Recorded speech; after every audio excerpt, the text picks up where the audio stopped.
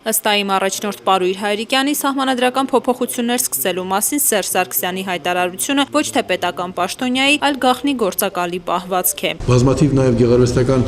ֆիլմեր տեսած կլինենք, որ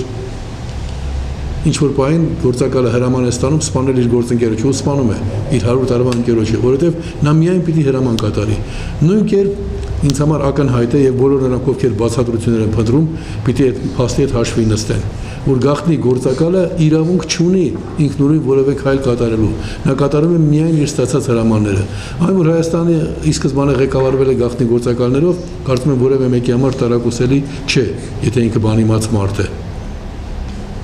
Եվ տեսեք պատահական ժամանակին Լևոն Տեր-Պետրոսյանն ասում էր. ես Արցախում չեմ ընդունում Արթուր Մկրտչյանին։ Ինձ համար գոյություն ունի միայն Սերժ Սարգսյան եւ Ռոբերտ Քոչարյան։ Հետագայում այդ երկուսն էլ դարձան Հայաստանի Հանրապետության նախագահ։ Բայց Արթուր Մկրտչյանը ընտրված էր, չէ՞։ Ընտրված նախագահն էր Արցախի։ Հիմա դա ուղղակի մի որպես մասնավոր դրվագ։ Այսօր մեր այս ողջ գործընթացի հիմքում տրամաբանություն փնտրողները մոլորության մեջ են։